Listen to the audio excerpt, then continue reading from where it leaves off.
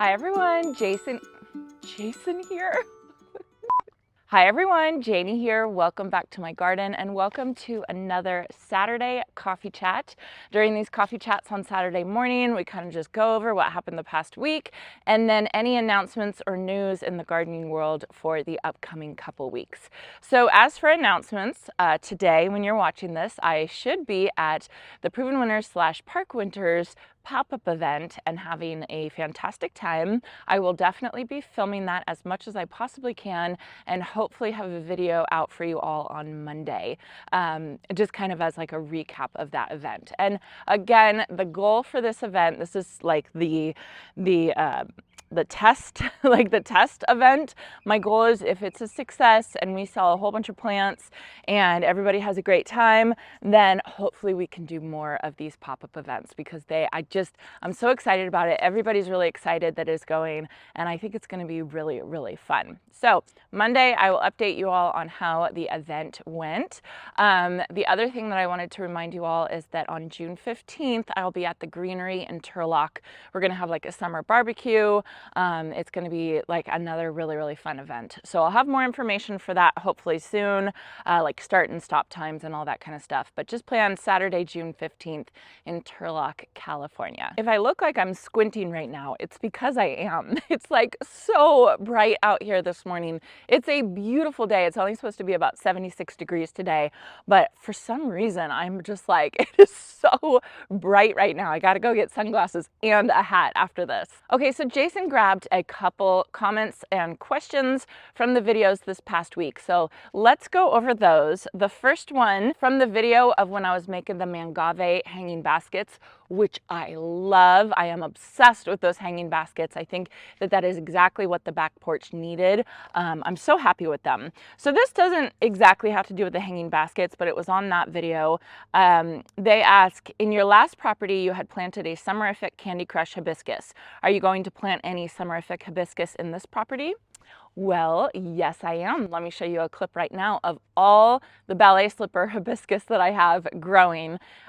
So I talked to Walter's Gardens and I asked them for 2 of the ballet slippers hibiscus for my parents' house, and then they ended up sending me a whole box of bare roots. And so I planted them all up and now I have so many. So I think I'm going to plant a lot of those at my property. I think I'm going to plant some of those at the school, the girls' school where we redid the Vigo garden beds, their garden area.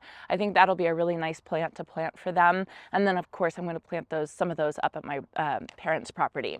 I also have another variety that's new. It's called Cookies and Cream hibiscus, and I'm going to be planting that as well. I'm not in a huge rush to plant the summerific hibiscus because they're late. They're kind of later summer bloomers. So I'm trying to plant everything else that is blooming now, and then I'll eventually get to the summerific hibiscus. Oh, this is an interesting question. So this is actually a question from a while ago. This is an old video. This is a video called Calla Lily Hack, how to get your calla lilies blooming sooner this season. And in this video, I just talked about basically pre-potting up your calla lilies before it's time to plant them out in the garden. And Sherry asks, my callas come up each year but never have bloomed. I live on the Gulf Coast. What could be the problem? Okay, Sherry, so what could be the problem? One, they could be not getting enough sun. If they're in like deep, deep, deep shade, they might need a little bit more sun.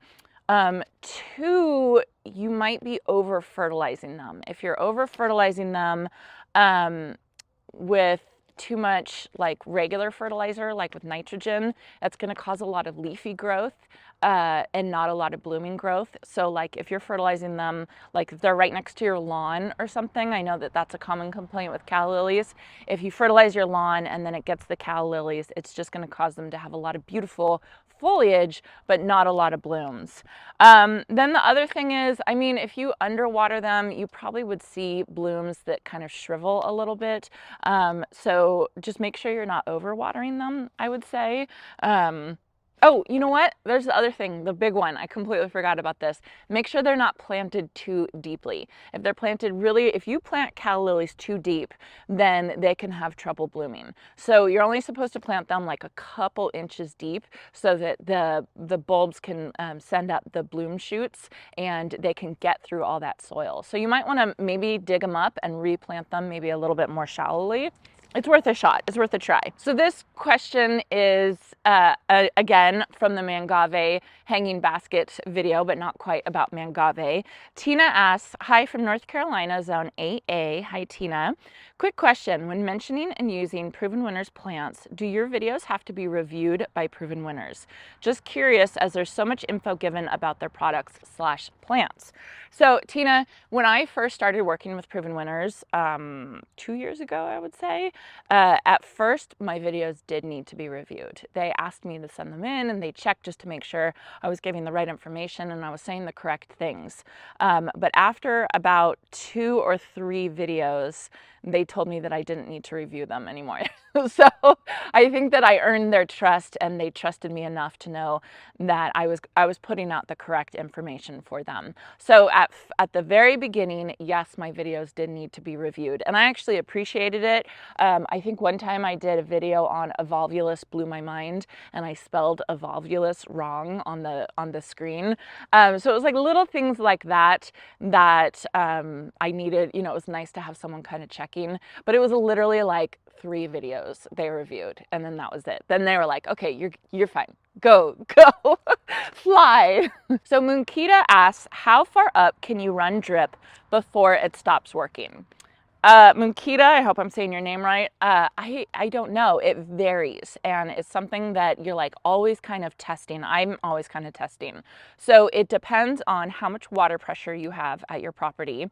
It depends on the size of your emitter tubing. So a bigger tubing, a 1/2 inch or a 5/8 inch is going to be able to go further, bring more water further. And it depends on how many emitters are actually coming off of that one drip tubing. So there's a lot of different factors and there are some guidelines that, you know, that you want to follow. They say like, don't go past 5 feet or, you know, stuff like that. But like, I feel like this is going to be really controversial. So, I feel like I shouldn't even say this. So you know how medication expires? Medication, when a bottle of Tylenol expires, it's not that all of a sudden it stops working. It's that its efficacy starts decreasing very quickly after the expiration date. But it still works. It still is Tylenol. It still is something that's going to help make you feel better. It's just not as strong and they can't guarantee the strength of the Tylenol that you're taking. And I kind of think that the same way as I think about my drip, is that they say, oh, don't go this far with drip tubing, but that's just because it's not going to have the maximum amount of pressure that they recommend. It's going to slowly start decreasing. So you kind of just have to watch it and play with it. And if the water comes out too slowly, then you've probably gone too far. If it doesn't come out even at all, you've probably gone too far. So it's just something that you want to play with. Just like watering your property, there's no easy answer to anything because there are so many different variables and so many different factors. And no, you should not be taking expired medication. Next question is from Janice. This is the sweetest comment, and I know why Jason put it in here. Janice says, are you proud of the amount of beautiful gardening you have accomplished this year? Or do you feel you should have been further along? Personally, I think you've done a fantastic job. Thank you, Janice. That's super sweet. And I know why Jason put this in here because he wanted me to read it.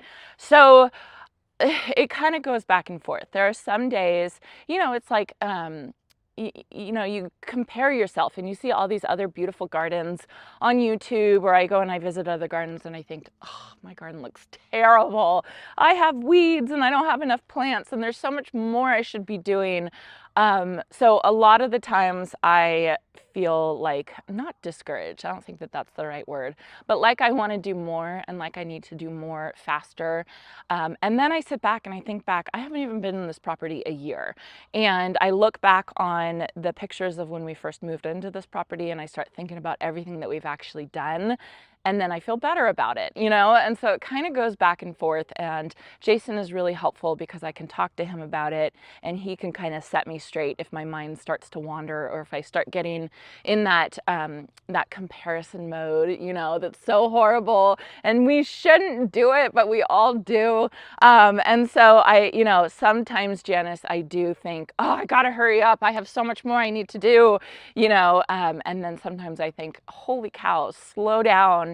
and enjoy the process, enjoy what you're doing, you know, like this is so much fun, and I want to stretch it out for as long as I can and enjoy developing this property. So Janice, that's a great question. It depends on the day. It depends on my mood. You know, it completely depends on how I'm feeling that day, but I appreciate the reminder. So this question is from the Adding Yellow to the Orchard Garden video. This is a video where I planted a whole bunch of Lady Sunglow Callillophus in the orchard garden, and I also fixed my Rise Up Embrace rose. I do want to say, I don't think Jason pulled this comment.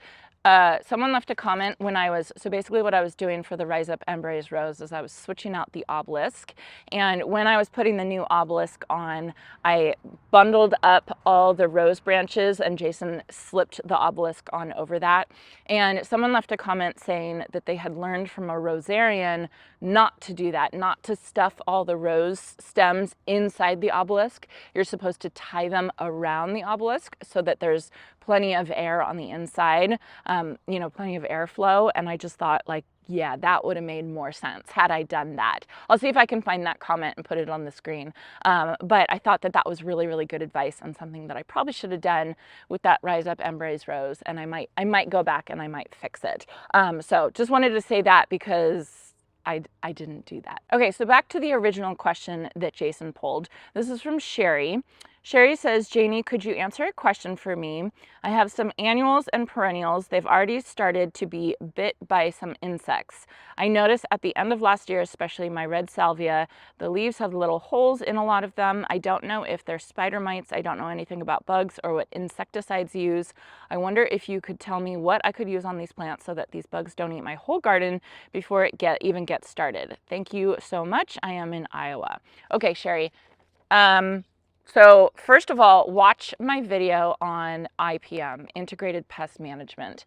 So what Integrated Pest Management is getting the importance across of not immediately going to the strongest, most toxic chemical to spray on your garden, because it's going to upset the balance of your garden. And trust me, I learned the hard way. If you go immediately to spraying like a major insecticide or pesticide, you could be killing the good bugs in your garden that are going to eat the bad bugs, and then you'll actually have more of a problem. So I'll link that video down below. The other thing I would say is you know, always have a picture of, well, I know you can't put a picture on the comments, so always have a picture so that when you ask the question, it makes it easier. And what I want to say is take a leaf to one of your garden centers. Put it in a baggie and take it to your garden center and show them what the bite marks look like, because if you have a picture of bite marks, you can tell what is going on. You can, a lot of times, somebody can identify what bugs might be bothering you. My immediate thought, without knowing anything about your garden or what the bite marks look like on the leaves, is check for earwigs. This time of year is when earwigs start to kind of come out, and they eat leaves. They take like ragged, uneven bite marks on leaves, and it's very, very frustrating, and I often get them on my salvia, which is really annoying.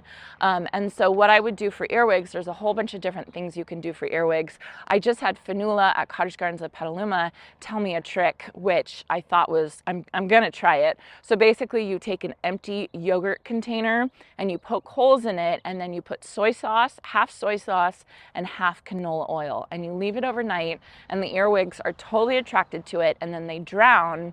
And then she called it marinated earwigs, and you give the marinated earwigs to your chickens, which I just thought was so gross and so funny at the same time.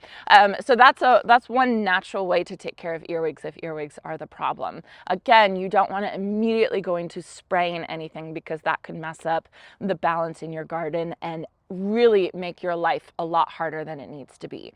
The second thing I would do for earwigs is look into something called Sluggo Plus. It's kind of like a pellet that deals with slugs and snails, which could be part of your problem as well. But I don't think this time of year, I don't know in Iowa, but I don't think this time of year you would be dealing with slugs and snails. And basically you sprinkle it around and the earwigs crawl over it and then they die. So Sluggo Plus, it can't be the regular Sluggo, it has to be Sluggo Plus. grass, that's something that can help with the earwigs as well. Now, again, I don't know if it's earwigs because I